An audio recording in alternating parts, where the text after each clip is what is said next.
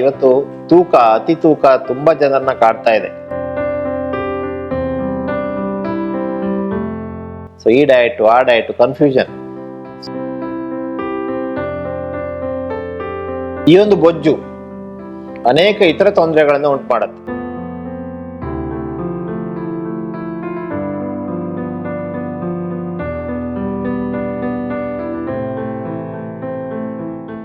ಎಲ್ಲರಿಗೂ ನಮಸ್ಕಾರ. ನಾನು ಡಾಕ್ಟರ್ ವೆಂಕಟರಮಣ ಹೆಗಡೆ, ವೇದ ವೆಲ್ನೆಸ್ ಸೆಂಟರ್, ನಿಸರ್ಗ ಮನೆ, ಶಿರಸಿ. ಆತ್ಮೀಯ ವೀಕ್ಷಕರಿಗೆ ನಮ್ಮ ಕಾರ್ಯಕ್ರಮಕ್ಕೆ ಸ್ವಾಗತವನ್ನ ಕೋರ್ತಾ, ಇವತ್ತು ಅತಿ ತೂಕ ತುಂಬಾ ಜನರನ್ನ ಕಾಡ್ತಾ ಇದೆ. ಇದೊಂದು ದೊಡ್ಡ ಚಾಲೆಂಜ್ ಆಗಿದೆ. ಸೊ ನಾವು ಸೋಷಿಯಲ್ ಮೀಡಿಯಾದಲ್ಲಿ ನೋಡ್ತೀವಿ, ಅವಳು ಇಷ್ಟು ಕಡಿಮೆ ಆದಂತೆ, ಇವನು ಇಷ್ಟು ಕಡಿಮೆ ಆದಂತೆ ಅಂತ. ಸೊ ಈ ಡಯಟ್ ಆ ಡಯಟ್ ಕನ್ಫ್ಯೂಷನ್. ಈ ಒಂದು ಬೊಜ್ಜು ಅನೇಕ ಇತರ ತೊಂದರೆಗಳನ್ನು ಉಂಟು ಮಾಡುತ್ತೆ. ಎಸ್ಪೆಷಲಿ ಹೊಟ್ಟೆಯ ಸುತ್ತಲಿನ ಬೊಜ್ಜು. ಭಾರತದ ನಕಾಶೆಯಲ್ಲಿ ಮಧ್ಯಪ್ರದೇಶ ದೊಡ್ಡದಾಗಿದೆ. ನಮ್ಮ ದೇಹದಲ್ಲಿ ಭಾರತೀಯರಲ್ಲೂ ಕೂಡ ಈ ಮಧ್ಯಪ್ರದೇಶ ದೊಡ್ಡದಾಗಿ ಬರ್ತಾ ಇದೆ. ಈ ಹೊಟ್ಟೆ ವಿಸರಲ್ ಫ್ಯಾಟಿ ಲಿವರು ಡಯಾಬಿಟಿಸ್ಗೆ ಕಾರಣ, BP ಗೆ ಕಾರಣ, PCOD ಕಾರಣ, ಹಾರ್ಟಿನ ಸಮಸ್ಯೆ ಕಾರಣ, ಯಾವುದಕ್ಕೂ ಕೂಡ ಇದು ಕಾರಣ ಆಗ್ಬೋದು. ಕ್ಯಾನ್ಸರಿಗೂ ಕೂಡ ಕಾರಣ ಆಗ್ಬೋದು. ಸೊ ಹಾಗಾಗಿ ವಿಸರಲ್ ಫ್ಯಾಟ್, ಹೊಟ್ಟೆಯ ಭಾಗದ ಕೊಬ್ಬನ ಕರಗಿಸ್ಕೊಳ್ಳೋದು ಬಹಳ ಮುಖ್ಯ. ಇದೊಂದು ಇನ್ಫ್ಲಮೇಷನ್. ಕೈ ಹಿಂಗೆ ತೊಗೊಂಡೋದ್ರೆ ಸೊಯ್ ಅಂತ ಹೈವೇ ಮೇಲೆ ಹೋದಂಗೆ ಹೋಗ್ಬೇಕಂತ, ಇಲ್ಲಿ ಬಂದು ಬೌ ಅಂತ ಹಂಪ್ ಅಂದ್ಬಿಟ್ರೆ ನಿಮಗೆ ಸಮಸ್ಯೆ ಇದೆ ಅಂತ ಅರ್ಥ. ಯಾವ ಸ್ಕ್ಯಾನಿಂಗು ಬೇಡ, ಯಾವುದು ಬೇಡ. ನಿಮಗೆ ಹೃದಯದ ಸಮಸ್ಯೆ ಬರ್ಬೋದು, BP ಬರ್ಬೋದು, ಡಯಾಬಿಟಿಸ್ ಬರ್ಬೋದು, ಹರ್ನಿಯಾ ಆಗ್ಬೋದು, ಮಂಡಿ ನೋವು ಬರ್ಬೋದು, ಹೀಗೆ ಹಲವಾರು ಕಾಯಿಲೆಗಳು ಬರ್ಬೋದು. ಭವಿಷ್ಯ ಹೇಳ್ಬೋದು. ನೋಡಿ, ಹೊಟ್ಟೆ ಜಾಸ್ತಿ ಬಂತು ಆದರೆ ಸಮಸ್ಯೆಗಳ ಮೂಲ ಅಲ್ಲಿದೆ. ಸೊ ಹಾಗಾಗಿ ಬೊಜ್ಜನ್ನು ಕರೆಸ್ಕೊಳ್ಬೇಕು. ಇಡೀ ದೇಹದ ತೂಕವನ್ನು ಕರೆಸ್ಕೊಳ್ಳೋದು ಇಂಪಾರ್ಟೆಂಟು, ಬೊಜ್ಜನ್ನು ಕರೆಸ್ಕೊಳ್ಳೋದು ಕೂಡ ಇಂಪಾರ್ಟೆಂಟು. ಈಗ ನಮಗೆ ವಯಸ್ಸಾಗ್ತಾ ಹೋಗುತ್ತೆ. ವಯಸ್ಸಾಗ್ತಾ ಹೋದಾಗೆ ನಮ್ಮ ಹೃದಯದ ಶಕ್ತಿ ಕ್ಷೀಣಿಸ್ತಾ ಹೋಗುತ್ತೆ. ಯಾಕಂದ್ರೆ ಕೆಲಸ ಮಾಡಿ ಮಾಡಿ ಮಾಡಿ ಅದಕ್ಕೂ ಸುಸ್ತಾಗುತ್ತೆ. ನಾವು ವಯಸ್ಸಾಗ್ತಾ ಹೋದಾಗೆ ನಾವು ಫಿಟ್ ಆಗ್ತಾ ಬರ್ಬೇಕು, ಅಂದ್ರೆ ವೇಟ್ ಕಡಿಮೆ ಮಾಡ್ಕೋಬೇಕು. ಆದ್ರೆ ನಾವೇನ್ ಮಾಡ್ತೀವಿ, ನಮ್ಗೆ ವಯಸ್ಸಾಗ್ತಾ ಹೋದಾಗ ದಪ್ಪ ಆಗ್ತಾ ಹೋಗ್ತೀವಿ. ಸೊ ಇದ್ದಿದ್ದು ಒಂದೇ ಹೃದಯ, ಅದರದ್ದು ಆಲ್ರೆಡಿ ಅದು ಕ್ಷೀಣಿಸ್ತಾ ಇದೆ. 1 ಎಕರೆ ತೋಟ ಇದೆ. 1 ಎಕರೆ ತೋಟಕ್ಕೆ ನಾನು 1 HP ಪಂಪ್ ಸೆಟ್ ಅನ್ನು ಹಾಕಿದ್ದೇನೆ. ಆ 1 ಎಕರೆ ತೋಟಕ್ಕೆ 1 HP ಪಂಪ್ ಸೆಟ್ ಕರೆಕ್ಟಾಗಿ ನೀರು ಸಪ್ಲೈ ಮಾಡ್ತಾ ಇದೆ. ನಾನು 2 ಎಕರೆ ತೋಟ ರೆಡಿ ಮಾಡಿದೆ. ಆಗ ಅದೇ 1 HP ಪಂಪ್ ಸೆಟ್ಗೆ ನಾನು ಪ್ರೆಷರ್ ಹಾಕಿದ್ರೆ ಅದು ಸುಟ್ಟೋಗುತ್ತೆ. ಅದಕ್ಕೆ ನಾನು 2 HP ಪಂಪ್ ಸೆಟ್ ಅನ್ನು ಹಾಕಬೇಕು. ಹಾಗೆ ನಾವು 50 kg ಇದ್ದವರು 80 kg ಆದಾಗ 2 ಹಾರ್ಟನ್ನು ಹಾಕ್ಲಿಕ್ಕೆ ಸಾಧ್ಯವೇ ಇಲ್ಲ. ಸೊ ಹಾಗಾಗಿ ನಾವು ತೂಕವನ್ನ ನಮ್ಮ ಎತ್ತರಕ್ಕೆ ಅನುಗುಣವಾಗಿ ಇಟ್ಟುಕೊಳ್ಳೋದು ಬಹಳ ಮುಖ್ಯ. ನಮ್ಮ ಜೊತೆಗೆ ನಿಸರ್ಗ ಮನೆ ವೇದ ವೆಲ್ನೆಸ್ ಸೆಂಟರ್ ಅಲ್ಲಿ ಓಝೋನ್ ವಿಭಾಗದ ಮುಖ್ಯಸ್ಥರಾಗಿರುವಂತಹ ಮೈಸೂರು ನ್ಯಾಚುರೋಪತಿ ಕಾಲೇಜಲ್ಲಿ 5.5 ವರ್ಷಗಳ ಕಾಲದ BNYS ಪದವಿಯನ್ನು ಪಡೆದಿರುವಂತಹ ಡಾಕ್ಟರ್ ಸುಶ್ರಾವ್ಯ ಮಂಜುನಾಥ್ ಅವರಿದ್ದಾರೆ. ಡಾಕ್ಟರ್, ಕಾರ್ಯಕ್ರಮಕ್ಕೆ ಸ್ವಾಗತ. ಸೊ ನಮ್ಮ ಇವತ್ತು ಸಮಾಜದಲ್ಲಿ ಕಾಡ್ತಾ ಇರುವಂತಹ ಅತಿ ದೊಡ್ಡ ಸಮಸ್ಯೆ, ಭಾರತೀಯರಲ್ಲಿ ಕಾಡ್ತಾ ಇರುವಂತಹ ಅತಿ ದೊಡ್ಡ ಸಮಸ್ಯೆ ಈ ಒಂದು ಬೊಜ್ಜು, ಹೊಟ್ಟೆಯ ಬೊಜ್ಜು. ಸೊ ಇದ್ರ ಬಗ್ಗೆ ಏನ್ ಹೇಳ್ತೀರಾ? ಹೌದು, ಡಾಕ್ಟರ್ ಹೇಳಿದ ಹಾಗೆ ಅವರೊಂದು ಎಕ್ಸಾಂಪಲ್ ಹೇಳಿದ್ರಲ್ಲ, ಅದರಿಂದನೇ ನಿಮಗೆ ಗೊತ್ತಾಗತ್ತೆ ಒಬೇಸಿಟಿ ಬಂತು ಅಂತಂದ್ರೆ, ಅಥವಾ ನಾವು ಅದನ್ನ ರಿವರ್ಸ್ ಮಾಡ್ಕೊಂಡಿಲ್ಲ ಅಂತಂದ್ರೆ ನಮ್ಮ ದೇಹಕ್ಕೆ ಎಷ್ಟು ಕಷ್ಟ ಇದೆ ಅಂತ. ಸೊ ಈ ಒಬೇಸಿಟಿ ಅಂತಂದ್ರೆ ಏನು? ಮೊದಲನೇದಾಗಿ, ಸೊ ಒಬೇಸಿಟಿ ಅಂತಂದ್ರೆ ನಮ್ಮಲ್ಲಿ ಫ್ಯಾಟ್ ಸ್ಟೋರೇಜ್ ತುಂಬಾ ದಿವಸದಿಂದ ಇದೆ, ಅದು ಪ್ರಾಪರ್ ಆಗಿ ಯುಟಿಲೈಸ್ ಆಗಿಲ್ಲ ಅಂತ ಬೇಸಿಕ್ ಆಗಿ ನಾವು ಹೇಳುವಂಥದ್ದು. ಹಾಗಾದ್ರೆ ಈ ಒಬೇಸಿಟಿ ಅನ್ನುವಂಥದ್ದು ನಾವು ಹೆಂಗೆ ನಾವು ಕಂಡುಹಿಡ್ಕೊಳ್ಬಹುದು? ಲೈಕ್ ಅದು ನಮಗೆ ಹಾರ್ಮ್ ಆಗ್ತಿದೆ ಅಥವಾ ಒಬೇಸಿಟಿ ಇದಾರೆ ಪರ್ಸನ್ಸ್ ಅಂತ. ಒಂದು BMI ಅಂತ ಹೇಳ್ತೀವಿ. ಸೊ BMI ಅಂತಂದ್ರೆ ನಮ್ಮ KG, ನಾವು ಎಷ್ಟು ವೇಟ್ ಇದ್ದೀವಿ ಅದನ್ನ ನಮ್ಮ ಹೈಟ್ ಇಂದ ಡಿವೈಡ್ ಮಾಡುವಂಥದ್ದು, ಲೈಕ್ kg/m² ಅಂತ ಹೇಳ್ತೀವಿ. ಸೊ ಈಗ ನನ್ನ BMI ಬಂದು 18 ಇಂದ 24.9 ವರೆಗೂ ಇತ್ತು ಅಂತಂದ್ರೆ ಅದು ನಾರ್ಮಲ್ BMI. ಸೊ ನಾರ್ಮಲ್ ವ್ಯಕ್ತಿಗೆ ಅಂದ್ರೆ ಒಬ್ಬ ವ್ಯಕ್ತಿಗೆ ನಾವು ನಾರ್ಮಲ್ ಆಗಿ ಆ BMI ಇರಬೇಕು ಅನ್ನೋದನ್ನ ನಾವು ಹೇಳ್ತೇವೆ. ಈಗ ಅವ್ರು 25ರಿಂದ ಮೇಲೆ ಇತ್ತು ಅಂತಂದ್ರೆ ಅವರನ್ನ ಓವರ್ ವೇಟ್ ಅಂತ ಪರಿಗಣಿಸ್ತೀವಿ. ಹಾಗೆ ಅವ್ರು 30ಕ್ಕಿಂತ ಜಾಸ್ತಿ ಇತ್ತು ಅಂತಂದ್ರೆ ಅವ್ರನ್ನ ನಾವು ಒಬೇಸಿಟಿ ಅಂತ ಹೇಳ್ತೀವಿ. ಅದರಲ್ಲೂ ಕೂಡ ಕ್ಲಾಸ್ 1, ಕ್ಲಾಸ್ 1, ಕ್ಲಾಸ್ 2, ಕ್ಲಾಸ್ 3 ಅಂತ ಒಂದು ಕ್ಯಾಟಗರಿ ಇದೆ. ಹಾಗೆ ಇನ್ನೊಂದೇನು ಅಂತಂದ್ರೆ, ಕೆಲವೊಬ್ರು ಹೇಳ್ತಾರೆ ನಮ್ದು ಬೋನ್ ವೇಟ್ ಜಾಸ್ತಿ ಇರುತ್ತೆ, BMI ಅಲ್ಲಿ ಅಷ್ಟು ಕರೆಕ್ಟ್ ಆಗಿ ಬರಲ್ಲ ಅಂತ. ಅದನ್ನ ನಾವು ಏನ್ ಮಾಡ್ಬೋದು ಅಂದ್ರೆ, ನಮ್ಮ ಹೊಟ್ಟೆಯ ಸುತ್ತಳತೆ ಏನಿದೆ ಅದು ಮತ್ತೆ ನಮ್ಮ ಹೈಟ್ಗೆ ಪರ್ಪೆಂಡಿಕ್ಯುಲರ್ ಇದೆಯಾ ಅನ್ನೋದನ್ನ ನಾವು ನೋಡ್ಬೋದು. ಸೊ ಅದರಲ್ಲೂ ಕೂಡ ವ್ಯಾಲ್ಯೂಸ್ ಅಲ್ಲಿ ಸ್ವಲ್ಪ ಜಾಸ್ತಿ ಬಂತು ಅಂತಂದ್ರೆ ಆಗ್ಲೂ ಕೂಡ ನೀವು ಒಬೇಸ್ ಇದೀರಾ ಅನ್ನೋದೊಂದು ಅರ್ಥ. ಇನ್ನ ಒಂದು ಸಿಂಪಲ್ ಒಂದು ಟೆಕ್ನಿಕ್ ಅಥವಾ ಪ್ಯಾರಾಮೀಟರ್ ಏನು ಅಂತಂದ್ರೆ, ಈಗ ನನ್ನ ಒಂದು ತೂಕ ಬಂದು ಅಥವಾ ನನ್ನ ಒಂದು ಹೈಟ್ ಬಂದು 165 ಸೆಂಟಿಮೀಟರ್ ಇರುತ್ತೆ. ಸೊ ಈ 165 ಸೆಂಟಿಮೀಟರ್ ಇಂದ ನಾವು 100 ಮೈನಸ್ ಮಾಡಬೇಕು. ಸೊ ಮೈನಸ್ ಮಾಡಿದಾಗ ನನ್ನ ತೂಕ ಬಂದು, ನನ್ನ ಒಂದು ಹೈಟ್ ಈಗ 65 ಆಯ್ತು. ನನ್ನ ತೂಕ ಎಷ್ಟಿರ್ಬೇಕು ಅಂತಂದ್ರೆ ಈ 65ರಿಂದ +4 ಅಥವಾ -4 ಇಷ್ಟಿರ್ಬೇಕು. ಅಂದ್ರೆ ನನ್ನ ತೂಕ ಬಂದು 60ರಿಂದ 69ರವರೆಗೆ ಇರಬೇಕು. ಸೊ ಈ ಒಂದು ಸಿಂಪಲ್ ಪ್ಯಾರಾಮೀಟರ್ನ ಇಟ್ಕೊಂಡು ನಾವು ನಿಜವಾಗ್ಲೂ ಲೈಕ್ ಐಡಿಯಲ್ ವೇಟ್ ಇದೀವ ಅನ್ನೋದನ್ನ ನೋಡ್ಬೇಕು. ಹಾಗೆ ಸುಮಾರಷ್ಟು ಜನ ಹೇಳ್ತಾರೆ, ಡಾಕ್ಟ್ರೆ ನಾನು ಕಡಿಮೆ ತಿಂತೀನಿ, ನಾನು ತಿನ್ನೋದೇ ಇಲ್ಲ, ಹಾಗಿದ್ರೂ ಸಹ ನನ್ನ ವೇಟ್ ಜಾಸ್ತಿ ಇದೆ. ಕೆಲವೊಬ್ರು ಜಾಸ್ತಿ ತಿಂತಾರೆ, ಅವ್ರ ವೇಟೇ ಜಾಸ್ತಿ ಆಗಲ್ಲ ಅಂತ ತುಂಬಾ ಜನ ಹೇಳ್ತಾರೆ. ಆದ್ರೆ ಇಲ್ಲಿ ನಾವೇನ್ ನೋಡ್ಬೇಕು ಅಂತಂದ್ರೆ, ನಾವು ತೂಕ ಹೆಚ್ಚಾಗುವಂಥದ್ದು ಬರೀ ನಮ್ಮ ಆಹಾರದಿಂದ ಮಾತ್ರ ಇಲ್ಲ, ಅದಕ್ಕೆ ಬಹಳಷ್ಟು ಫ್ಯಾಕ್ಟರ್ಸ್ ಇದೆ. ಸೊ ನೀವು ಒಬೇಸಿಟಿ ಅಥವಾ ನಿಮ್ಮ ತೂಕವನ್ನ ಕಡಿಮೆ ಮಾಡ್ಕೊಳ್ಬೇಕು ಅಂದ್ರೆ ಆ ಕಾರಣ ಯಾವುದು ಅನ್ನೋದನ್ನ ನೀವು ಫಸ್ಟ್ ಪತ್ತೆ ಹಚ್ಚಬೇಕು. ಕಾರಣ ಒಂದಾಗಿ ನಾವು ಕೊಡುವಂತಹ ಪರಿಹಾರ ಇನ್ನೊಂದಾಯ್ತು ಅಂತಂದ್ರೆ ಅಲ್ಲಿ ಯಾವುದೂ ಯೂಸ್ ಇಲ್ಲ. ಸೊ ನಮ್ಮ ಕಾರಣ ಅಂದ್ರೆ ನಮ್ಮ ತೂಕ ಹೆಚ್ಚಾಗ್ಲಿಕ್ಕೆ ಕಾರಣ ಏನು ಅನ್ನೋದನ್ನ ನೋಡ್ಬೇಕು. ಅದರಲ್ಲಿ ನೋಡ್ತಾ ಬಂದ್ರೆ ಬಹಳಷ್ಟು ರೀತಿಯ ಕಾರಣಗಳಿದೆ. ಮೊದಲನೇದಾಗಿ ಎನರ್ಜಿ ಇಂಬ್ಯಾಲೆನ್ಸ್, ಅಂದ್ರೆ ನಾವು ತಗೊಳ್ಳುವಂತಹ ಕ್ಯಾಲರಿ ಇಂಟೇಕು ಕ್ಯಾಲರಿ ಎಕ್ಸ್ಪೆಂಡಿಚರ್ಗೆ ಈಕ್ವಲ್ ಆಗಿಲ್ಲ. So calorie intake is not equal to calorie expenditure ಅಂತ ಬಂದಾಗ ಅದು ನಿಮಗೆ ಒಬೇಸ್ ಆಗೋ ಚಾನ್ಸಸ್ ಇರುತ್ತೆ. ಇದು ಲೈಕ್ ನಿಮಗೆ 1 ತಿಂಗಳು ಅಥವಾ 1 ವಾರದಲ್ಲಿ ಆಗುವಂಥದ್ದಲ್ಲ. ಬಹಳಷ್ಟು ವರ್ಷಗಳಿಂದ ಈ ಒಂದು ಇಂಬ್ಯಾಲೆನ್ಸ್ ಇದೆ, ಕ್ಯಾಲರಿ ಇಂಟೇಕ್ ಮತ್ತೆ ಕ್ಯಾಲರಿ ಎಕ್ಸ್ಪೆಂಡಿಚರ್ ಅಂತ ಬಂದಾಗ ಒಬೇಸ್ ಆಗೋ ಚಾನ್ಸಸ್ ಇದೆ. ಮತ್ತೆ ಇನ್ನೊಂದು ಹೇಳ್ತೀವಿ ಇನ್ಸುಲಿನ್ ರೆಸಿಸ್ಟೆನ್ಸ್ ಅಂತ. ಸೊ ಇನ್ಸುಲಿನ್ ರೆಸಿಸ್ಟೆನ್ಸ್ ಮತ್ತೆ ಒಬೇಸಿಟಿ ಹೇಗೆ ಅಂತಂದ್ರೆ ಎರಡೂ ಕೂಡ ವಿಷಿಯಸ್ ಸೈಕಲ್. ಸೊ ಈಗ ಒಬೇಸಿಟಿ ಇತ್ತು ಅಂತಂದ್ರೆ ಅದು ಇನ್ಸುಲಿನ್ ರೆಸಿಸ್ಟೆನ್ಸ್ ಆಗುತ್ತೆ, ಅಥವಾ ಇನ್ಸುಲಿನ್ ರೆಸಿಸ್ಟೆನ್ಸ್ ಇತ್ತು ಅಂದ್ರೆ ಒಬೇಸಿಟಿ ಆಗುವಂಥದ್ದು. ಸೊ ಇದು ಒಬೇಸಿಟಿಗೆ ಹೇಗೆ ಕಾರಣ ಆಗತ್ತೆ ಅಂತಂದ್ರೆ, ಈಗ ನಾವು ಸೇವಿಸುವಂತಹ ಆಹಾರ ಎಕ್ಸ್ಪೆಂಡಿಚರ್ ಆಗಲ್ಲ, ನಾವು ಬಹಳಷ್ಟು ಕಡೆ ಫ್ಯಾಟ್ ಆಗಿ ಸ್ಟೋರ್ ಆಗತ್ತೆ. ಸೊ ಲೈಕ್ ವಿಸರಲ್ ಏರಿಯಾಸ್, ಈಗ ಹೊಟ್ಟೆ ನಾವೇನ್ ಹೇಳ್ತೀವಿ ಹೊಟ್ಟೆ ಹೌದು, ಅಲ್ಲೆಲ್ಲ ಸೇರ್ಕೊಳ್ಳುತ್ತೆ. ವಿಸರಲ್ ಏರಿಯಾದಲ್ಲಿರುವಂತಹ ಫ್ಯಾಟ್ ಏನ್ ಮಾಡುತ್ತೆ ಅಂತಂದ್ರೆ ಪ್ರೋ ಇನ್ಫ್ಲಮೇಟರಿ ಮೀಡಿಯೇಟರ್ಸ್ ಆಗಿ ಕನ್ವರ್ಟ್ ಆಗುತ್ತೆ, ಇಲ್ಲ ಫ್ರೀ ಫ್ಯಾಟಿ ಆಸಿಡ್ಸ್ ಆಗಿ ಕನ್ವರ್ಟ್ ಆಗುತ್ತೆ. ಸೊ ಇದರಿಂದ ಏನಾಗುತ್ತೆ ಅಂತಂದ್ರೆ ಒಂದು ಇನ್ಸುಲಿನ್ ರೆಸಿಸ್ಟೆನ್ಸ್, ಅಂದ್ರೆ ನಮ್ಮ ಇನ್ಸುಲಿನ್ ಏನಾಗಬೇಕು, ಈಗ ಒಂದು ಸೆಲ್ಲಿಗೆ ಗ್ಲೂಕೋಸ್ ಅಪ್ಟೇಕ್ ಆಗಬೇಕು ಅಂದ್ರೆ ಇನ್ಸುಲಿನ್ ಬೇಕು. ಈ ಇನ್ಫ್ಲಮೇಟರಿ ಮೀಡಿಯೇಟರ್ಸ್ ಏನ್ ಮಾಡುತ್ತೆ ಅಂತಂದ್ರೆ ಆ ಒಂದು ಇನ್ಸುಲಿನ್ ಪ್ರಾಪರ್ ಆಗಿ ಯುಟಿಲೈಸ್ ಆಗ್ಲಿಕ್ಕೆ ಬಿಡಲ್ಲ. ಆ ಒಂದು ಸಿಗ್ನಲ್ ಅಲ್ಲೇ ಏನ್ ಮಾಡುತ್ತೆ, ಈಗ ಸೈನಿಕರಿದ್ದಾರೆ, ಸೈನಿಕರ ಕೈಯಲ್ಲಿ ಪಿಸ್ತೂಲ್ ಇದ್ರೆ ಅವರು ಶಕ್ತಿಯುತ ಆಗ್ತಾರೆ.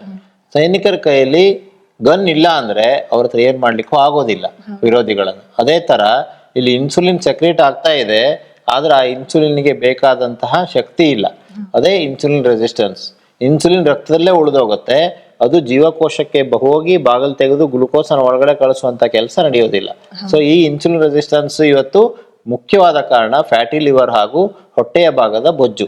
ಸೊ ಈ ಫ್ಯಾಟಿ ಲಿವರ್ ಹಾಗೂ ಹೊಟ್ಟೆಯ ಭಾಗದ ಬೊಜ್ಜನ್ನ ಕರೆಸ್ಕೊಂಡ್ರೆ ಖಂಡಿತವಾಗಿ ಇನ್ಸುಲಿನ್ ರೆಸಿಸ್ಟೆನ್ಸ್ ಅನ್ನ ಕಡಿಮೆ ಮಾಡಬಹುದು. ಡಯಾಬಿಟಿಸ್ ಇದ್ದವ್ರಿಗೆ ಒಂದೇ ಇನ್ಸುಲಿನ್ ರೆಸಿಸ್ಟೆನ್ಸ್ ಇರಲ್ಲ, ಇವತ್ತು PCOD ಇದ್ದವ್ರಿಗೆ ಇರುತ್ತೆ, ಬೊಜ್ಜಿದ್ದವ್ರಿಗೆ ಇರುತ್ತೆ, ಮುಂದೆ ಅವರಿಗೆ ಡಯಾಬಿಟಿಸ್ ಬರುವಂತ ಚಾನ್ಸಸ್ ಇದ್ದೇ ಇದೆ. ಆದ್ರೆ ಪೂರ್ವದಲ್ಲೇ ನಾವು ಒಬೇಸಿಟಿ ಬಂತು ಅಂದ್ರೆ ನಾವು ಎಚ್ಚರಿಕೆ ವಹಿಸಬೇಕು, ಬೊಜ್ಜು ಬಂತು ಅಂದ್ರೆ ಎಚ್ಚರಿಕೆ ವಹಿಸಬೇಕು. ನನಗೆ ಇನ್ಸುಲಿನ್ ರೆಸಿಸ್ಟೆನ್ಸ್ ಸ್ಟಾರ್ಟ್ ಆಗಿದೆ, ಸೊ ನಾನು ವ್ಯಾಯಾಮವನ್ನ ಮಾಡೋದ್ರ ಮೂಲಕ, ಕಾರ್ಬೋಹೈಡ್ರೇಟ್ ಅನ್ನ ಕಟ್ ಮಾಡೋದ್ರ ಮೂಲಕ ಇಲ್ಲಿ ಇನ್ಸುಲಿನ್ ರೆಸಿಸ್ಟೆನ್ಸ್ ಅನ್ನ ಕಡಿಮೆ ಮಾಡ್ಕೊಳ್ಳೇಬೇಕು ಅನ್ನುವಂತಹ ಗಟ್ಟಿಯಾದ ಧೈರ್ಯ ಮಾಡಬೇಕು, ಮನಸ್ಸು ಮಾಡಬೇಕು, ಕಾರ್ಯಾರಂಭ ಮಾಡಬೇಕು. ಸೊ ಮುಂದಿನ ಒಂದು ಕಾರಣ ಏನು ಅಂತಂದ್ರೆ ನ್ಯೂರೋನಲ್ ಡಿಸ್ರೆಗ್ಯುಲೇಷನ್ ಅಂತ ಹೇಳ್ತೀವಿ. ಈಗ ಏನೋ ಒಂದು ಇಂಜುರಿ ಆಯ್ತು ಅಂತಂದಾಗ ನಮ್ಮ ಹೈಪೋಥಾಲಮಸ್ಗೆ ಪ್ರಾಪರ್ ಆಗಿ ಸಿಗ್ನಲ್ ಹೋಗ್ಬೇಕು. ಲೈಕ್ ಇವಾಗ ತಿಂತಾ ಇದೀವಿ ಅಂತಂದ್ರೆ ಲೈಕ್ ಇವ್ರು ಸೇವಿಸ್ತಾ ಇದ್ದಾರೆ, ಇವ್ರಿಗೆ ಫಿಲ್ ಆಗಿದೆ, ಅದನ್ನ ಸ್ಟಾಪ್ ಮಾಡು ಅನ್ನುವಂಥದ್ದು ಬರಬೇಕು. ಆದ್ರೆ ನ್ಯೂರೋನಲ್ ಡಿಸ್ರೆಗ್ಯುಲೇಷನ್ ಆದಾಗ ಏನಾಗುತ್ತೆ ಅಂದ್ರೆ ಪ್ರಾಪರ್ ಸಿಗ್ನಲಿಂಗ್ ಹೋಗಲ್ಲ. ಸೊ ನಾವೇನ್ ಮಾಡ್ತೀವಿ, ಜಾಸ್ತಿ ತಿಂದು ಓವರ್ ಈಟಿಂಗ್ ಆಗುವಂಥದ್ದು. ಹಾಗೆ ಇನ್ನೊಂದು ಹೇಳ್ತೀವಿ ಗ್ರೆಲಿನ್ ಡಿಸ್ರೆಗ್ಯುಲೇಷನ್ ಅಂತ ಸಹ ಹೇಳ್ತೀವಿ. ಈ ಗ್ರೆಲಿನ್ ಡಿಸ್ರೆಗ್ಯುಲೇಷನ್ ಹೇಗಾಗತ್ತೆ ಅಂತಂದ್ರೆ, ಈ ಗ್ರೆಲಿನ್ ಅನ್ನುವಂಥದ್ದನ್ನ ಹಂಗ್ರಿ ಹಾರ್ಮೋನ್ ಅಂತ ಹೇಳ್ತೀವಿ. ಸೊ ಇದು ಹೇಗೆ ವರ್ಕ್ ಆಗುತ್ತೆ ಅಂತಂದ್ರೆ ನಮ್ಗೀಗ ಊಟ ನಾವು ಮಾಡಿರಲ್ಲ, ಊಟಕ್ಕಿಂತ ಮುಂಚೆ ಈ ಒಂದು ಗ್ರೆಲಿನ್ ಹಾರ್ಮೋನ್ ಜಾಸ್ತಿ ಇರುತ್ತೆ. ಸೊ ನಾವು ಊಟ ಮಾಡಿದ ನಂತರ ಅದು ಸ್ಯಾಟಿಸ್ಫೈ ಆಗಿ ಅದ್ರ ಒಂದು ಇಂಟೆನ್ಸಿಟಿ ಕಡಿಮೆ ಆಗುತ್ತೆ. ಆದ್ರೆ ಈ ಒಂದು ಡಿಸ್ರೆಗ್ಯುಲೇಷನ್ ಆದಾಗ ಏನ್ ಮಾಡುತ್ತೆ ಅಂತಂದ್ರೆ ಆ ಗ್ರೆಲಿನ್ ಲೆವೆಲ್ಸ್ ಊಟ ಆದ್ಮೇಲೂ ಸಹ ಜಾಸ್ತಿ ಇರುತ್ತೆ. ಹಾಗಾಗಿ ಇನ್ನಷ್ಟು ತನಗೆ ಬೇಕು, ಇನ್ನಷ್ಟು ಹಂಗ್ರಿ ಆಗಿ ಏನ್ ಮಾಡುತ್ತೆ ಮನುಷ್ಯ ಇನ್ನಷ್ಟು ಸೇವಿಸ್ತಾ ಹೋಗ್ತಾನೆ. ಇದರಿಂದ ಸಹ ಒಬೇಸಿಟಿ ಆಗೋ ಚಾನ್ಸಸ್ ಇರುತ್ತೆ. ಹಾಗೆ ಇನ್ನೊಂದಷ್ಟು ಸಾಮಾನ್ಯವಾಗಿ ಈಗ ಇರುವಂತಹ ರೀಸನ್ ಏನು ಅಂತಂದ್ರೆ ಲೈಫ್ ಸ್ಟೈಲ್ ಫ್ಯಾಕ್ಟರ್ಸ್ ಅಂತ ಹೇಳ್ತೀವಿ. ಸೊ ತುಂಬಾ ಬ್ಯುಸಿ ಇರ್ತಾರೆ ಮನುಷ್ಯರು, ನಮಗೆ ಅಷ್ಟು ನಾವು ಹೆಲ್ತಿ ಫುಡ್ ಅಥವಾ ಮನೆಯಲ್ಲಿ ಮಾಡ್ಕೊಂಡು ಬೆಳಿಗ್ಗೆ ಬ್ರೇಕ್ಫಾಸ್ಟ್ ಸರಿ ತಿನ್ಲಿಕ್ಕೆ ಆಗುದಿಲ್ಲ, ಮಧ್ಯಾಹ್ನ ಸರಿ ಊಟ ಮಾಡ್ಲಿಕ್ಕೆ ಆಗುದಿಲ್ಲ, ರಾತ್ರಿ ಇಷ್ಟು ಬಂದು ತಿಂದ್ಬಿಡ್ತಾರೆ. ಸೊ ಅದೆಲ್ಲ ಸ್ಟೋರ್ ಆಗುತ್ತೆ. ಅದೇ ರೀತಿ ಆಚೆ ಕಡೆ ಜಾಸ್ತಿ ತಿಂತಾರೆ. ಸೊ ಅದೆಲ್ಲದೂ ಕೂಡ ಏನಾಗುತ್ತೆ, ಈ ಒಂದು ಪ್ರೊಸೆಸ್ಡ್ ಫುಡ್ ಅದೆಲ್ಲ ತಿನ್ನೋದ್ರಿಂದ ಕೂಡ ಒಬೆಸಿಟಿ ಬರೋ ಚಾನ್ಸಸ್. ವೇಟ್ ಕಡಿಮೆ ಮಾಡ್ಲಿಕ್ಕೆ ಬಹಳ ಮುಖ್ಯವಾದ ಒಂದು ಉಪಾಯ ಅಂದ್ರೆ ರಾತ್ರಿ ಊಟವನ್ನ ಬಿಟ್ಟು ಹಣ್ಣು ತರಕಾರಿ ಪಲ್ಯ ಸಲಾಡ್ಗೆ ಬರುವಂಥದ್ದು. ಸೊ ರಾತ್ರಿ ಊಟ ಮಾಡಿದೆಲ್ಲ ಫ್ಯಾಟ್ ಆಗಿ ಕನ್ವರ್ಟ್ ಆಗುತ್ತೆ. ಸೊ ಹಾಗಾಗಿ ದಯಮಾಡಿ ಆ ಒಂದು ಬದಲಾವಣೆ ಮಾಡ್ಕೊಳ್ಳಿ. ಬೆಳಗಿನ ಟೈಮಲ್ಲಿ ಸೂರ್ಯ ಉದಯಿಸಿದಾಗ ಮಧ್ಯಾಹ್ನದ ಟೈಮಲ್ಲಿ ಚೆನ್ನಾಗಿ ತಿನ್ಬೋದು, ಆದರೆ ರಾತ್ರಿ ಮಾತ್ರ ಜೀರ್ಣದ ಪ್ರಕ್ರಿಯೆ ಸ್ಲೋ ಆಗಿರುತ್ತೆ. ರಾತ್ರಿ ಅದಕ್ಕೆ ಸೂರ್ಯ ಮುಳುಗೋದ್ರೊಳಗೆ ಊಟ ಮಾಡಿ ಅಂತ ಹೇಳಿದ್ದಾರೆ. ಸೊ ರಾತ್ರಿ ಬೇಗನೆ ಊಟ ಮಾಡಬೇಕು, ಅದು ಅದ್ರಲ್ಲಿ ಕಾರ್ಬೋಹೈಡ್ರೇಟ್ ಇರಬಾರ್ದು. ಹಾಗೆ ಇತ್ತೀಚಿನ ಜೀವನ ಶೈಲಿ ಜೊತೆ ಇನ್ನೊಂದು ಬರುವಂತದ್ದೇನು ಅಂದ್ರೆ ಮಾನಸಿಕ ಒತ್ತಡ.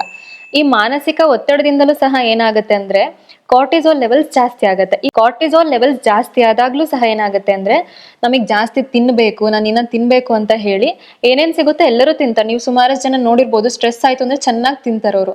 ಸೊ ಅದರಿಂದಲೂ ಸಹ ಓವರ್ ವೇಟ್ ಆಗುತ್ತೆ. ಹಾಗೆ ಈ ಒಂದು ಕಾರ್ಟಿಸೋಲ್ ಲೆವೆಲ್ ನಮ್ಮ ಬಾಡಿಯಲ್ಲಿ ಜಾಸ್ತಿ ಇತ್ತು ಅಂದ್ರೆ ಹೈಪೋಥಾಲಾಮೋ ಪಿಟ್ಯುಟರಿ ಅಡ್ರಿನಲ್ ಆಕ್ಸಿಸ್ ಅಂದ್ರೆ HPA ಆಕ್ಸಿಸ್ ಅಂತ ಏನ್ ಹೇಳ್ತೀವಿ, ಅದು ಕಂಪ್ಲೀಟ್ ಆಗಿ ಇಂಪೇರ್ ಆಗಿ ನಮ್ಮ ದೇಹದಲ್ಲಿ ಆಗ್ಬೇಕಾಗಿರುವಂತಹ ಮೆಟಬಾಲಿಸಮ್ ಏನೇನಿರುತ್ತೆ ಅದೆಲ್ಲವನ್ನು ಸಹ ಅದು ಹ್ಯಾಂಪರ್ ಮಾಡುತ್ತೆ. ಹಾಗಾಗಿ ಕಾರ್ಟಿಸೋಲ್ ಲೆವೆಲ್ಸ್ ಕೂಡ ಒಂದು ಕಾರಣ.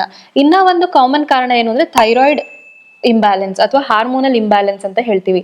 ಈ ಒಂದು ಹೈಪೋಥೈರಾಯ್ಡ್ ಕಂಡೀಷನ್ ಅಲ್ಲಿ ಏನಾಗುತ್ತೆ ಅಂದ್ರೆ ನಮ್ಮ ದೇಹದಲ್ಲಿ ಸಂಪೂರ್ಣವಾಗಿ ಮೆಟಬಾಲಿಸಮ್ ಕಡಿಮೆ ಇರುತ್ತೆ. ಸೊ ಮೆಟಬಾಲಿಸಮ್ ಆಯ್ತು ಅಂತಂದಾಗ ನಮಗೆ ಕ್ಯಾಲರಿ ಚೆನ್ನಾಗಿ ಬರ್ನ್ ಆಗುತ್ತೆ, ವೇಟ್ ಐಡಿಯಲ್ ವೇಟ್ ಇರುತ್ತೆ. ಅಕಸ್ಮಾತ್ ಈ ಒಂದು ಮೆಟಬಾಲಿಸಮೇ ಪ್ರಾಪರ್ ಆಗಿಲ್ಲ ಅಂತಂದಾಗ ಕ್ಯಾಲರಿ ಬರ್ನ್ ಆಗಲ್ಲ, ಹಾಗೆ ವೇಟ್ ಕೂಡ ಜಾಸ್ತಿ ಆಗುತ್ತೆ. ಈ ಒಂದು ಒಬೇಸಿಟಿ ಅನ್ನುವಂಥದ್ದು ನಮ್ಮ ಇನ್ನಷ್ಟು ಆರೋಗ್ಯ ಸಮಸ್ಯೆಗಳಿಗೆ ಒಂದು ಕೀ ಚೈನ್ ಆಗಿ ವರ್ಕ್ ಆಗ್ತಾ ಹೋಗುತ್ತೆ.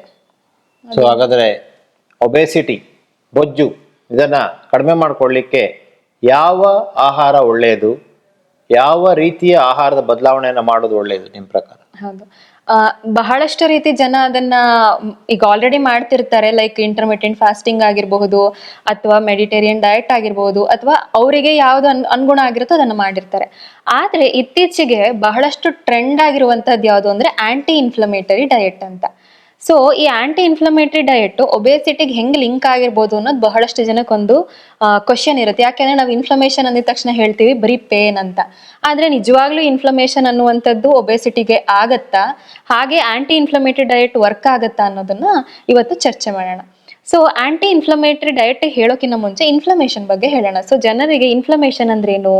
ಇನ್ಫ್ಲಮೇಷನ್ ಅಂತಂದ್ರೆ ಈಗ ನಮ್ಮ ದೇಹದಲ್ಲಿ ಒಂದು ನ್ಯಾಚುರಲ್ ಡಿಫೆನ್ಸ್ ಮೆಕ್ಯಾನಿಸಮ್, ನಮ್ಮ ದೇಹವನ್ನ ಪ್ರೊಟೆಕ್ಟ್ ಮಾಡ್ಕೊಳ್ಳಿಕ್ಕೆ ನಮ್ಮ ಬಾಡಿ ಯೂಸ್ ಮಾಡುವಂತಹ ಒಂದು ನ್ಯಾಚುರಲ್ ಡಿಫೆನ್ಸ್ ಮೆಕ್ಯಾನಿಸಮ್ ಅಂತ ಹೇಳ್ತೀವಿ. ಅದರಲ್ಲೂ ಸಹ ಎರಡು ರೀತಿ ಇದೆ. ಒಂದು ಗುಡ್ ಇನ್ಫ್ಲಮೇಷನ್, ಇನ್ನೊಂದು ಬ್ಯಾಡ್ ಇನ್ಫ್ಲಮೇಷನ್. ಎಲ್ಲದರಲ್ಲೂ ಸಹ ಗುಡ್ ಅಥವಾ ಬ್ಯಾಡ್ ಎರಡೂ ಇರುತ್ತೆ. ಅದನ್ನ ನಾವು ಹೇಗೆ ಅದನ್ನ ನಮ್ಮ ಒಂದು ಒಳ್ಳೆ ರೀತಿಯಲ್ಲಿ ಅಕ್ಸೆಪ್ಟ್ ಮಾಡ್ಕೊಳ್ತೀವಿ ಅನ್ನೋದ್ರ ಮೇಲೆ ಇರುತ್ತೆ. ಸೊ ಇದರಲ್ಲೂ ಸಹ ಗುಡ್ ಇನ್ಫ್ಲಮೇಷನ್ ಹಾಗೆ ಬ್ಯಾಡ್ ಇನ್ಫ್ಲಮೇಷನ್ ಅಂತ ಎರಡಿದೆ. ಸೊ ಗುಡ್ ಇನ್ಫ್ಲಮೇಷನ್ ಅಂತಂದ್ರೆ ಅಕ್ಯೂಟ್ ಇನ್ಫ್ಲಮೇಷನ್, ಅಂದ್ರೆ ನಾ ಹೇಳಿದ ಹಾಗೆ ನಮ್ಮ ದೇಹ ಪ್ರೊಟೆಕ್ಟ್ ಮಾಡ್ಕೊಳ್ಳಿಕ್ಕೆ ನ್ಯಾಚುರಲ್ ಡಿಫೆನ್ಸ್ ನ ಯೂಸ್ ಮಾಡುವಂಥದ್ದು ಅಕ್ಯೂಟ್ ಇನ್ಫ್ಲಮೇಷನ್. ಫಾರ್ ಎಕ್ಸಾಂಪಲ್, ಈಗ ನನಗೆ ಒಂದು ಕೈ ಕಟ್ಟಾಗಿದೆ ಅಂತಂದಾಗ ಅಥವಾ ನನಗೆ ಇನ್ಫೆಕ್ಷನ್ ಬಂತು ಅಂತಂದಾಗ ಅದು ಹೀಲ್ ಆಗ್ಬೇಕಲ್ಲ, ಹೀಲ್ ಆಗ್ಲಿಕ್ಕೆ ಈ ಒಂದು ಇನ್ಫ್ಲಮೇಷನ್ ಪ್ರೊಸೆಸ್ ಆಗಿ ಅದು ಹೀಲ್ ಆಗುವಂಥದ್ದು. ಆದ್ರೆ ಈ ಕ್ರಾನಿಕ್ ಇನ್ಫ್ಲಮೇಷನ್ ಅಥವಾ ಬ್ಯಾಡ್ ಇನ್ಫ್ಲಮೇಷನ್ ಅಂತ ಏನ್ ಹೇಳಿದೆ, ನಮ್ಮ ದೇಹದಲ್ಲಿ ಯಾವುದೇ ರೀತಿಯ ಇನ್ಫೆಕ್ಷನ್ ಇರಲ್ಲ ಅಥವಾ ಕಟ್ಟಾಗಿರಲ್ಲ, ಏನೂ ಆಗಿರಲ್ಲ, ಆದ್ರೂ ಕೂಡ ಬಾಡಿ ಏನಾಗುತ್ತೆ ಇನ್ಫ್ಲಮೇಷನ್ ಅನ್ನ ಪ್ರೊಡ್ಯೂಸ್ ಮಾಡುತ್ತೆ. ಈ ಇನ್ಫ್ಲಮೇಷನ್ ಬಹಳಷ್ಟು ದೀರ್ಘಕಾಲದಿಂದ ಇತ್ತು ಅಂತಂದಾಗ ಕಂಪ್ಲೀಟ್ ಆರ್ಗನ್ ಸಿಸ್ಟಮ್ ಒಂದು ಫಂಕ್ಷನ್ಗೆ ಹ್ಯಾಂಪರ್ ಮಾಡಿ ಇನ್ಫ್ಲಮೇಷನ್ ಆಗಿ ಹಲವಾರು ಸಮಸ್ಯೆಗೆ ಕಾರಣ ಆಗುತ್ತೆ. ಸೊ ನಾನು ಮುಂಚೆನೆ ಹೇಳಿದೆ, ಫ್ಯಾಟ್ ಸ್ಟೋರೇಜ್ ಜಾಸ್ತಿಯಾಗಿ ಏನಾಗುತ್ತೆ ನಮ್ಮ ದೇಹದಲ್ಲಿ ಪ್ರೋ ಇನ್ಫ್ಲಮೇಟರಿ ಮೀಡಿಯೇಟರ್ಸ್ ವರ್ಕ್ ಆಗುತ್ತೆ, ಅದರಿಂದ ಇನ್ಸುಲಿನ್ ರೆಸಿಸ್ಟೆನ್ಸ್ ಆಗಿ ಒಬೇಸಿಟಿ ಆಗುವಂಥದ್ದು. ಸೊ ಇಲ್ಲಿ ಆಂಟಿ ಇನ್ಫ್ಲಮೇಟರಿ ಡಯಟ್ ನಮಗೆ ವರ್ಕ್ ಆಗುತ್ತೆ. ಸೊ ಹಾಗಾದ್ರೆ ಈ ಒಂದು ಆಂಟಿ ಇನ್ಫ್ಲಮೇಟರಿ ಡಯಟ್ ಅಲ್ಲಿ ಏನೇನ್ ಬರುತ್ತೆ ಅಂತಂದ್ರೆ, ಒಂದು ಸೊ ಹಾಗಾದ್ರೆ ಸೊಲ್ಯೂಷನ್ ಕೊಡ್ಲಿಕ್ಕೆ ಹೊರಟಿದ್ದೀರಾ ಈಗ. ಸೊ ನಮ್ಮ ವೀಕ್ಷಕರೇ ಗಮನಿಸಿ, ಒಬೇಸಿಟಿ ಇದ್ದಂಥವ್ರು ಆಂಟಿ ಇನ್ಫ್ಲಮೇಟರಿ ಡಯಟ್, ಇವತ್ತು ಟ್ರೆಂಡ್ ಅಲ್ಲಿ ಇರುವಂತಹ ಅನೇಕರು ಫಾಲೋ ಮಾಡ್ತಾ ಇರುವಂತಹ ಆಂಟಿ ಇನ್ಫ್ಲಮೇಟರಿ ಡಯಟ್ ಅಲ್ಲಿ ನೀವು ಯಾವ ಆಹಾರವನ್ನು ಸೇವಿಸಬೇಕು ಅನ್ನೋದನ್ನ ತಿಳ್ಕೊಂಡ್ಬಿಟ್ರೆ ನೀವು ಒಬೇಸಿಟಿಯ ವಿರುದ್ಧದ ಯುದ್ಧದಲ್ಲಿ ಗೆಲ್ತೀರಾ. ಹೌದು, ಮೊದಲನೇದಾಗಿ ಹಣ್ಣು ತರಕಾರಿಗಳು ಇರಬೇಕು ನಮ್ಮ ಇದರಲ್ಲಿ. ಸೊ ನಾವು ನಿಸರ್ಗ ಮನೆಯಲ್ಲಿ ಅಥವಾ ನಾವು ನಮ್ಮ ಸಾಧಕರಿಗೆ ಏನ್ ಹೇಳುವಂಥದ್ದು ಅಂದ್ರೆ, ಒಂದು ನೀವು ತಟ್ಟೆನ ತೆಗೆದುಕೊಂಡ್ರಿ ಅಂತಂದ್ರೆ ಅದರಲ್ಲಿ ಹಾಫ್ ಪ್ಲೇಟ್ ಬಂದು ನಿಮಗೆ ಹಣ್ಣು ಮತ್ತೆ ತರಕಾರಿ ಇರಬೇಕು ಅಂತ ಹೇಳ್ತೀವಿ. ಒಂದು ಅದರಲ್ಲಿರುವಂತಹ ಆಂಟಿ ಆಕ್ಸಿಡೆಂಟ್ ಆಗಿರಬಹುದು, ಅದೆಲ್ಲದೂ ಸಹ ನಮ್ಮ ಆರೋಗ್ಯಕ್ಕೆ ಬಹಳ ಉತ್ತಮವಾಗಿ ಹೆಲ್ಪ್ ಆಗುತ್ತೆ. ಮತ್ತೆ ಆ ಒಂದು ಆಂಟಿ ಇನ್ಫ್ಲಮೇಟರಿ ಪ್ರಾಪರ್ಟೀಸ್ ಕೂಡ ಈ ಒಂದು ಹಣ್ಣು ಮತ್ತೆ ತರಕಾರಿಗಳಲ್ಲಿ ಇರೋದ್ರಿಂದ ಈ ಇನ್ಫ್ಲಮೇಷನ್ ಅನ್ನ ಕಡಿಮೆ ಮಾಡ್ಲಿಕ್ಕೆ ಸಹಾಯ ಆಗುತ್ತೆ. ಎರಡನೇದು ಬಂದು ಈ ಒಂದು ಫೈಬರ್. ಸೊ ನಮ್ಮ ದೇಹದಲ್ಲಿ ಈಗ ಇನ್ಫ್ಲಮೇಷನ್ ಆಗ್ಲಿಕ್ಕೆ ಇನ್ನೂ ಒಂದು ಕಾರಣ ಏನು ಅಂದ್ರೆ ನಮ್ಮ ಗಟ್ ಮೈಕ್ರೋಬಯೋಟ. ಸೊ ಎಲ್ಲರಿಗೂ ಗೊತ್ತಿದೆ, ಈಗ ಸುಮಾರು ಕಾಯಿಲೆಗಳಿಗೆ ಒಂದು ಕೀ ರೀಸನ್ ಹೇಗೆ ಒಬೆಸಿಟಿನೋ ಹಾಗೆ ಗಟ್ ಬ್ಯಾಕ್ಟೀರಿಯಾ ಕೂಡ. ಗಟ್ ಬ್ಯಾಕ್ಟೀರಿಯಾ ಚೆನ್ನಾಗಿಲ್ಲ ಅಂತಂದ್ರೆ ಅದು ಕೂಡ ಇನ್ಫ್ಲಮೇಷನ್ ನ ಕಾಸ್ ಮಾಡಿ ಅದು ಏನಾಗುತ್ತೆ ನಿಮಗೆ ಹಲವಾರು ಸಮಸ್ಯೆಗೆ ಕಾರಣ ಆಗುತ್ತೆ. ಅದ್ರಲ್ಲಿ ಒಬೆಸಿಟಿ ಕೂಡ ಒಂದು. ಸೊ ಈ ಒಂದು ಫೈಬರ್ ಇಂಟೇಕ್ ಅನ್ನ ನಾವು ಚೆನ್ನಾಗಿ ಮಾಡಿದಾಗ ಅದೇನಾಗುತ್ತೆ ಅಂದ್ರೆ ನಮ್ಮ ಕರುಳಿನಲ್ಲಿರುವ ಒಂದು ಬ್ಯಾಕ್ಟೀರಿಯಾಗಳಿಗೆ ಫುಡ್ ಆಗಿ ಆಕ್ಟ್ ಮಾಡುತ್ತೆ. ಸೊ ಹಾಗಾಗಿ ಆ ಒಂದು ಫೈಬರ್ ಅನ್ನು ಸಹ ನಾವು ನಮ್ಮ ತಟ್ಟೆಯಲ್ಲಿ ಇಡುವಂಥದ್ದು. ಮೂರನೇದೇನು ಅಂತಂದ್ರೆ ಹೆಲ್ತಿ ಫ್ಯಾಟ್. ಸೊ ಬಹಳಷ್ಟು ಜನ ಏನ್ ಮಾಡ್ತಾರೆ, ನನ್ಗೆ ಆರೋಗ್ಯಕ್ಕೆ ಫ್ಯಾಟ್ ಒಳ್ಳೇದು ಅಂತ ಅಂದ್ಬಿಟ್ಟು ಅದ್ರ ಬಗ್ಗೆ ಕರೆಕ್ಟ್ ಆಗಿ ತಿಳ್ಕೊಂಡಿರಲ್ಲ, ರಿಫೈನ್ಡ್ ಆಯಿಲ್ಸ್ ಅಥವಾ ಯಾವ್ದು ಬೇಕೋ ಅದನ್ನ ತಗೊಳ್ಳಕ್ ಶುರು ಮಾಡ್ತಾರೆ. ಆದ್ರೆ ಅದ್ರಲ್ಲೂ ಸಹ ನಾವು ಜಾಣ್ಮೆತನದಿಂದ ಸೆಲೆಕ್ಟ್ ಮಾಡಬೇಕು. ಅದ್ರಲ್ಲಿ ಹೆಲ್ತಿ ಫ್ಯಾಟ್ಸ್, ಫಾರ್ ಎಕ್ಸಾಂಪಲ್ ಈಗ ವರ್ಜಿನ್ ಕೊಕೊನಟ್ ಆಯಿಲ್ ಆಗಿರಬಹುದು ಅಥವಾ ನಟ್ಸ್ ಆಗಿರ್ಬೋದು, ಸೀಡ್ಸ್ ಆಗಿರ್ಬೋದು, ಅದರಲ್ಲಿ ಇರುವಂತಹ ಎಲ್ಲ ಕುಂಬಳಕಾಯಿ ಬೀಜಗಳು, ಕರ್ಬೂಜದ ಬೀಜಗಳು, ಸನ್ಫ್ಲವರ್, ಸೂರ್ಯಕಾಂತಿ ಬೀಜಗಳು ದಿನ 2 ಸ್ಪೂನ್ ತಿಂತ ಬನ್ನಿ. ಗುಡ್ ಫ್ಯಾಟ್ ನಿಮಗೆ ಸಾಕಷ್ಟು ಸಿಗುತ್ತೆ. ಪ್ರೋಟೀನ್ ಕೂಡ ಸಿಗುತ್ತೆ. ಮೇಡಮ್ ಒಂದು ಮಿಸ್ ಮಾಡಿದ್ದಾರೆ ಇಲ್ಲಿ, ಪ್ರೋಟೀನ್.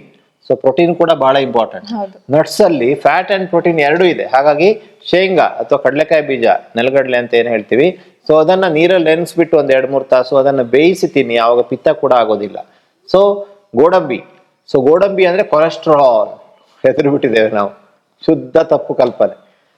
5-10 ಗೋಡಂಬಿಯನ್ನ ಚೆನ್ನಾಗಿ ನೆನೆಸಿ, ಅಥವಾ ಸಿಪ್ಪೆ ಇರುವಂತ ಗೋಡಂಬಿ ಸಿಗತ್ತೆ, ಅದನ್ನ ಸ್ವಲ್ಪ ನೆನೆಸಿ ಸಿಪ್ಪೆ ತೆಗೆದು ತಿಂದ್ಬಿಟ್ರೆ ಬಹಳ ಒಳ್ಳೇದು. ಬಾದಾಮಿ ಅಂತೂ ಬಹಳ ಒಳ್ಳೇದು ಅಂತ ನಿಮ್ಗೆಲ್ಲ ಗೊತ್ತೇ ಇದೆ. 2 ಬಾದಾಮಿ ತಿಂತೀವಿ ಅಂತ ಹೇಳ್ತಾರೆ, 2 ಬಾದಾಮಿ ಸಾಕಾಗೋದಿಲ್ಲ. ಸೊ ನಿಮಗೆ ಫ್ಯಾಟ್ ಕರಗಬೇಕು ಅಂದ್ರೆ 15-20 ಬಾದಾಮಿಯನ್ನ ರಾತ್ರಿ ಅಥವಾ 24 ಗಂಟೆ ನೆನೆಸಿ ಆಮೇಲೆ ಅದು ಸಿಪ್ಪೆ ತೆಗೆದು ತಿನ್ನುವಂತ ಹವ್ಯಾಸವನ್ನು ಬೆಳೆಸ್ಕೊಳ್ಬೇಕು. ವಾಲ್ನಟ್. ಸೊ ಮಿದುಳಿಗೂ ಒಳ್ಳೇದು, ದೇಹಕ್ಕೂ ಒಳ್ಳೇದು, ಚರ್ಮಕ್ಕೂ ಒಳ್ಳೇದು, ಬೊಜ್ಜು ಕರಗಿಸ್ಲಿಕ್ಕೂ ಒಳ್ಳೇದು, ಮೋಷನ್ ಸರಿಯಾಗ್ಲಿಕ್ಕೆ ಒಳ್ಳೇದು, ಫ್ಯಾಟು ಇದೆ, ಪ್ರೋಟೀನು ಇದೆ. 3-4 ವಾಲ್ನಟ್ ಅನ್ನ ತೆಗೆದುಕೊಂಡು ಬಂದು ಕುಟ್ಟಿ ಅದನ್ನು ತೆಗೆದು ಫ್ರೆಶ್ ಆಗಿ ತಿನ್ನುವಂಥದ್ದು. ಸೊ ಇನ್ನು ಪಿಸ್ತಾ ನಮ್ಮ ಮಾರ್ಕೆಟಲ್ಲಿ ಬೇಕಾದಷ್ಟು ಸಿಗುತ್ತೆ. ಎಲ್ಲದೂ ಸಾಲ್ಟೆಡ್ ಪಿಸ್ತಾ ಇರುತ್ತೆ. ಆದ್ರೆ ನೀವು ಕರೆಕ್ಟಾಗಿ ಹೋಗಿ ಅಂಗಡಿಯಲ್ಲಿ ಅನ್ಸಾಲ್ಟೆಡ್, ಸಾಲ್ಟ್ ಇಲ್ಲದೆ ಇರುವಂಥ ಪಿಸ್ತಾವನ್ನು ಆಯ್ದುಕೊಂಡು ಬರಬೇಕು. ಅದನ್ನೊಂದು 10 ನಿಮಿಷ ನೆನೆಸಿದ್ರೆ ಸಾಫ್ಟ್ ಆಗುತ್ತೆ. ನೀವು ಅದನ್ನು ತಿನ್ನಲಿಕ್ಕೆ ತುಂಬಾ ರುಚಿಕರ ಆಗಿರುತ್ತೆ. ಸೊ ಈ ಥರ ಮಾಡಿ ನಟ್ಸನ್ನು ನೀವು ಜಾಸ್ತಿ ಮಾಡಬೇಕೇ ಹೊರತು, ಫ್ಯಾಟನ್ನು ಜಾಸ್ತಿ ಮಾಡಬೇಕೇ ಹೊರತು, ರಿಫೈನ್ಡ್ ಆಯಿಲ್ಸ್ ಇರ್ಬೋದು, ಬೇಕರಿ ಆಹಾರ ಇರ್ಬೋದು, ಪುರಿ, ವಡಾ, ಮಸಾಲ ಪುರಿ, ಗೋಬಿ ಮಂಚೂರಿ, ಬಿಸ್ಕೆಟ್, ಇದರಲ್ಲಿರುವಂಥ ಎಲ್ಲ ಫ್ಯಾಟ್ಗಳು ಕೂಡ ನಮಗೆ ವಿಷ. ಸೊ ಅದ್ರ ಬದಲಿಗೆ ಮೇಡಮ್ ಹೇಳಿದಾಗೆ ತೆಂಗಿನಕಾಯಿ ಹಾಲು, ತೆಂಗಿನಕಾಯಿ ತುರಿ, ತೆಂಗಿನಕಾಯಿ ಎಣ್ಣೆ, ಇದು ಕಲ್ಪವೃಕ್ಷ, ತಾಯಿ ಎದೆ ಹಾಲಲ್ಲಿರುವಂಥ ಲಾರಿಕ್ ಆಮ್ಲವನ್ನು ಹೊಂದಿದೆ ತೆಂಗಿನಕಾಯಿ ಎಣ್ಣೆ. ಹಾಗಾಗಿ ಎಕ್ಸ್ಟ್ರಾ ವರ್ಜಿನ್ ಕೊಕೊನಟ್ ಆಯಿಲನ್ನ ನೀವು ತೂಕ ಇಳಿಕೆ ಮಾಡ್ಲಿಕ್ಕಿರುವವರು, ಇನ್ಫ್ಲಮೇಷನ್ ಕಡಿಮೆ ಮಾಡುತ್ತೆ, ನಿಮ್ಮ ಎಲ್ಲ ರೋಗವನ್ನು ಕಡಿಮೆ ಮಾಡುತ್ತೆ, ನಿಮ್ಮ ಎಲ್ಲ ತೊಂದರೆನೂ ಕಡಿಮೆ ಮಾಡುತ್ತೆ, ಚರ್ಮಕ್ಕೂ ಒಳ್ಳೇದು, ಮೂಲವ್ಯಾಧಿಗೂ ಒಳ್ಳೇದು, ಮಲಬದ್ಧತೆಗೂ ಒಳ್ಳೇದು, ಒಬೆಸಿಟಿಗೂ ಒಳ್ಳೇದು. ದಿನಕ್ಕೆ 2 ಸಲ ಊಟ ಮಾಡ್ತೀರಾ ಅಂದ್ರೆ 2 ಸಲ ಆಹಾರಕ್ಕಿಂತ ಅರ್ಧ ಗಂಟೆ ಮುಂಚೆ 2 ಸ್ಪೂನ್ ವರ್ಜಿನ್ ಕೊಕೊನಟ್ ಆಯಿಲ್ನ ಕುಡಿಯುವಂಥದ್ದು, ಟಾನಿಕ್ ತರ. ದಿನಕ್ಕೆ 3 ಸಲ ತಗೊಳ್ತೀರಾ ಫುಡ್ ಅಂದ್ರೆ 3 ಸಲ ಆಹಾರಕ್ಕಿಂತ ಅರ್ಧ ಗಂಟೆ ಮುಂಚೆ 2 ಸ್ಪೂನ್ ವರ್ಜಿನ್ ಕೊಕೊನಟ್ ಆಯಿಲ್ನ ಕುಡಿಯುವಂಥದ್ದು. ಈ ಅಭ್ಯಾಸ ಮಾಡ್ಕೊಳ್ಳಿ. ಅಡುಗೆಗೆ ಗಾಣದ ಎಣ್ಣೆಯನ್ನೇ ಉಪಯೋಗಿಸಿ. ಸೊ ನಿಮ್ಮ ಊರಿನಲ್ಲಿ ಗಾಣ ಇದೆ, ಗಾಣದಿಂದ ಎಣ್ಣೆಯನ್ನು ನಿಮ್ಮ ಕಣ್ಣೆದುರಿಗೆ ಮಾಡಿಸ್ಕೊಂಡು ಬಂದು, ಅದು ಶೇಂಗಾ ಇರ್ಬೋದು, ಕುಸುಬಿ ಇರ್ಬೋದು, ತೆಂಗಿನಕಾಯಿ ಇರ್ಬೋದು, ಸೊ ಕೊಕೊನಟ್ ಆಯಿಲ್ ಯೂಸ್ ಮಾಡಿದ್ರೆ ದಿ ಬೆಸ್ಟ್.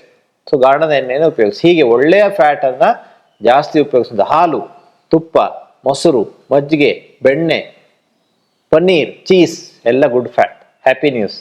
ಸೊ ಇದರ ಮೂಲಕ ಗುಡ್ ಫ್ಯಾಟನ್ನು ಸೇರಿಸಿ ಪ್ರೋಟೀನ್. ಸೊ ನಿಮಗೆ ವೇ ಪ್ರೋಟೀನ್ ಬಹಳ ಬಹಳ ಉತ್ತಮವಾದಂಥ ಒಂದು ಆಯ್ಕೆ ಆದ್ಮೇಲೆ ವೇ ಪ್ರೋಟೀನ್ 2 ಸ್ಪೂನನ್ನು ತೆಗೆದುಕೊಳ್ಬೇಕು. ಪ್ಯೂರ್ ವೇ ಪ್ರೋಟೀನ್ ಇರಬೇಕು. ಒಂದು ಮಿಕ್ಸಿ ಜಾರಲ್ಲಿ 2 ಸ್ಪೂನ್ ವೇ ಪ್ರೋಟೀನು, 5 ಬಾದಾಮಿ, 1 ಸಿಪ್ಪೆ ತೆಗೆದಂಥ ಸೇಬು ಹಣ್ಣು, ಸ್ವಲ್ಪ ಪೀನಟ್ ಬಟರ್, ಸ್ವಲ್ಪ ಹಾಲು, ನೀರು, ಇದಿಷ್ಟನ್ನು ಹಾಕಿ ಮಿಕ್ಸಿಯಲ್ಲಿ ತಿರುಗಿಸಿ 250 ml ಮಾಡಿ ಬ್ರೇಕ್ಫಾಸ್ಟ್ನ ಬದಲಿಗೆ ಕುಡಿದು ಬಿಟ್ರೆ ಹೊಟ್ಟೆ ತುಂಬುತ್ತೆ. ಅದು ನಿಧಾನವಾಗಿ ಜೀರ್ಣಗತ ಆಗೋದ್ರಿಂದ ಮಧ್ಯಾಹ್ನದವರೆಗೂ ನಿಮಗೆ ಹಸಿವೆ ಅನ್ನೋದೇ ಬರೋದಿಲ್ಲ. ಸೊ ಆವಾಗ ವೆಯ್ಟ್ ಕಡಿಮೆ ಮಾಡ್ಲಿಕ್ಕೆ ತುಂಬಾ ಅನುಕೂಲ ಆಗುತ್ತೆ. ಸೊ ಈ ಉಪಾಯಗಳನ್ನು ಮಾಡಿ ಕಾರ್ಬೋಹೈಡ್ರೇಟ್ಸ್ ಅನ್ನ ಕಟ್ ಮಾಡಿ ಫ್ಯಾಟ್ ಅಂಡ್ ಪ್ರೋಟೀನ್ ಅನ್ನು ಆಡ್ ಮಾಡಿದಾಗ ಅದು ಆಟೋಮೆಟಿಕ್ ಆಗಿ ಆಂಟಿ ಇನ್ಫ್ಲಮೇಟರಿ ಡಯಟ್ ಆಗುತ್ತೆ. ಹೌದು ಏನ್ ಹೇಳ್ತೀರಾ? ಹೌದು. ಹಾಗೆ ಇನ್ನೊಂದು ಮುಖ್ಯ ಏನು ಅಂತಂದ್ರೆ, ನಾವು ಸೇವಿಸುವ ಆಹಾರದಲ್ಲಿ ಒಮೆಗಾ 3 ಮತ್ತೆ ಒಮೆಗಾ 6 ರೇಷಿಯೋ ಎಷ್ಟಿದೆ ಅನ್ನೋದು ಮುಖ್ಯ. ಸೊ ರಿಫೈನ್ಡ್ ಆಯಿಲ್ಸ್ ಅಲ್ಲಿ ಒಮೆಗಾ 6 ಇದೆ. ನೀವು ರಿಫೈನ್ಡ್ ಆಯಿಲ್ಸ್ ಅನ್ನು ಸ್ಟಾಪ್ ಮಾಡಿದ್ರೆ ಒಮೆಗಾ 6 ಅನ್ನು ನಾವು ಸ್ಟಾಪ್ ಮಾಡ್ಲಿಕ್ಕೆ ಆಗುತ್ತೆ. ಒಮೆಗಾ 3 ಒಂದ್ ಸ್ವಲ್ಪ ಆಡ್ ಮಾಡ್ಬೇಕು, ಆಗ ಒಮೆಗಾ 3 ಇರುತ್ತೆ. ಹೌದು. ಆದ್ರೆ ಬಹಳಷ್ಟು ಜನ ಹೇಳ್ತಾರೆ ಒಮೆಗಾ 6 ಜಾಸ್ತಿ ಇರ್ಬೇಕು ಅಂತ, ಆದ್ರೆ ಅದು ತುಂಬಾ ತಪ್ಪು. ನಿಮ್ಮ ಆಹಾರದಲ್ಲಿ ಒಮೆಗಾ 3 ಅಂಶ ಜಾಸ್ತಿ. Omega 6 inflammatory. ಹೌದು. So inflammatory, so omega 6 inflammation ಜಾಸ್ತಿ ಮಾಡುತ್ತೆ, ಬೊಜ್ಜನ್ನು ಜಾಸ್ತಿ ಮಾಡುತ್ತೆ, ಕ್ಯಾನ್ಸರಿಗೆ ಕಾರಣ ಆಗುತ್ತೆ. ಸೊ ಒಮೆಗಾ 6 ಒಳ್ಳೇದಲ್ಲ. ಒಮೆಗಾ 9 ಅಂದ್ರೆ ನಟ್ಸ್ ಅಲ್ಲಿ ಇದೆ. ಒಮೆಗಾ 3 ಅಂದ್ರೆ ನಿಮಗೆ ಫ್ಲಾಕ್ಸ್ ಸೀಡ್ ಅಲ್ಲಿ ಸ್ವಲ್ಪ ಮಟ್ಟಿಗೆ ಸಿಗುತ್ತೆ. ಒಮೆಗಾ 3 ಸಪ್ಲಿಮೆಂಟ್ ಸಿಗುತ್ತೆ. ನಾವು ಆ ಕ್ಯಾಪ್ಸೂಲ್ಗಳನ್ನ ಕಳಿಸ್ಕೊಡ್ತೇವೆ. ಖಂಡಿತವಾಗಿ ಬೆಳಗ್ಗೆ ಒಂದು ಸಂಜೆ ಒಂದು ತೆಗೆದುಕೊಳ್ಳೋದ್ರಿಂದ 2 ರಿಂದ 3 ತಿಂಗಳ ಇಲ್ಲ 6 ತಿಂಗಳಲ್ಲಿ ನಿಮಗೆ ಬೊಜ್ಜು ಕಡಿಮೆ ಆಗುತ್ತೆ, ಇನ್ಫ್ಲಮೇಷನ್ ಕಡಿಮೆ ಆಗುತ್ತೆ, ಚರ್ಮದ ಅಂದ ಜಾಸ್ತಿ ಆಗುತ್ತೆ, total over all health improve ಆಗುತ್ತೆ, ಕೂದಲಿನ ಆರೋಗ್ಯ ಇಂಪ್ರೂವ್ ಆಗುತ್ತೆ, ಖುಷಿ ಆಗುತ್ತೆ, ಮಿದುಳಿನ ಆರೋಗ್ಯ ಇಂಪ್ರೂವ್ ಆಗುತ್ತೆ. ಯಾಕಂದ್ರೆ ಮಿದುಳಿನಲ್ಲಿ ಇರೋದು 80% ಫ್ಯಾಟು, ಅದರಲ್ಲಿ ಇರುವಂತದ್ದು 80% ಒಮೆಗಾ 3 DHA. ಹೌದು. ಹಾಗೆ ಇನ್ನೊಂದೇನು ಅಂತಂದ್ರೆ ಆಂಟಿ ಇನ್ಫ್ಲಮೇಟರಿ ಟೀಸ್. ಎಕ್ಸಾಂಪಲ್ ಯಾವುದು ಅಂದ್ರೆ ಜಿಂಜರ್ ಟೀ ಆಗಿರ್ಬೋದು. ಅದು ಮೇನ್ ಆಗಿ ಏನ್ ಮಾಡುತ್ತೆ ಅಂತಂದ್ರೆ ಪ್ರೋ ಇನ್ಫ್ಲಮೇಟರಿ ಮೀಡಿಯೇಟರ್ಸ್ ಕಾಕ್ಸ್ ಮತ್ತೆ ಲಾಕ್ಸ್ ಅಂತ ಹೇಳ್ತೀವಿ, ಅದನ್ನ ಇನ್ಹಿಬಿಟ್ ಮಾಡ್ಲಿಕ್ಕೆ ಹೆಲ್ಪ್ ಆಗುತ್ತೆ. ಹಾಗೆ ನಾರ್ಮಲ್ ಆಗಿ ಗ್ರೀನ್ ಟೀ, ಸೊ ಇದನ್ನೆಲ್ಲ ನಾವೇನ್ ನಾರ್ಮಲ್ ಟೀ ಕುಡಿತೀವಿ ಅದನ್ನ ಇದರಿಂದ ರಿಪ್ಲೇಸ್ ಮಾಡುವಂಥದ್ದು.